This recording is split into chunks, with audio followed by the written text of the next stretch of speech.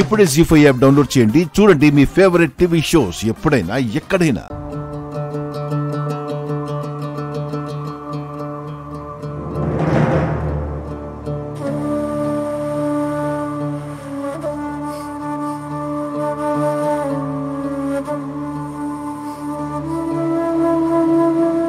Lucky మిత్ర గారి కూతురంటే నాకింకా నమ్మబుద్ధి కావడం లేదు.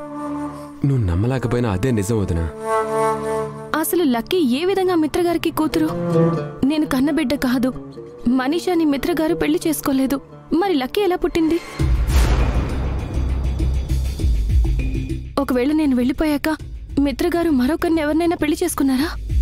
నువ్వు వెళ్ళిపోయాక కనీసం మనీషాని కూడా పెళ్లి చేసుకునే ఆలోచన అన్నయ్యకి రాలేదు. అలాంటిది ఇంకెవరినో ఎలా పెళ్లి చేసుకుంటాడు వదినా? మరి మిత్రగారు పెళ్లి చేసుకోకుండా లక్కీ మిత్రగారికి కూతురు ఎలా అయ్యింది? పెంచుకుంటే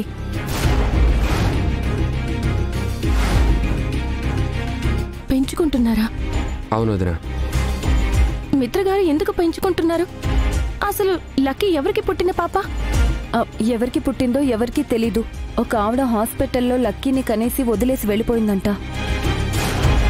లక్కీని అనాథ చేయడం ఇష్టం లేక మిత్రబావగారు దత్తత తీసుకున్నారు. దత్తత తీసుకున్న పాప మీద అంత ప్రేమ, ఏదో రక్త సంబంధం ఉన్నట్టు అంత గొప్పగా చూసుకుంటున్నారా?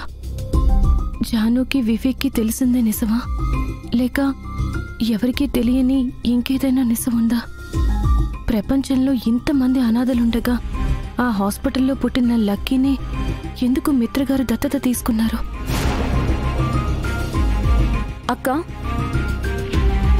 అక్క అక్క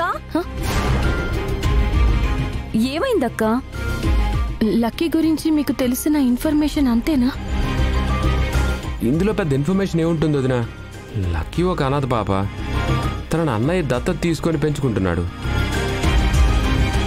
ఇక్కడ ట్విస్ట్ ఏంటంటే లక్కీ ఒక అనాథ పాపని తనకే తెలీదు. తన అన్నయ్యకి పుట్టిన కూతురనే అనుకుంటుంది. ఏంటో అంతా గందరగోళంగా ఉంది. ఆ గందరగోళం గురించి పక్కన పెట్టొద్దునా. మా పెళ్ళే ఒక గమ్యం లేని ప్రయాణంలా అయిపోయింది. మా అమ్మేమో మా పెళ్ళికి ఒప్పుకోదు. జాను ఏమో అమ్మ ఒప్పుకుంటే గానీ నన్ను చేసుకొని అంటుంది.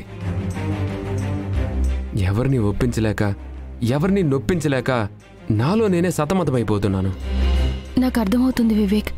ప్రేమకెప్పుడు పతనం ఉండకూడదు. ఖచ్చితంగా మీ పెళ్లి జరుగుతుంది.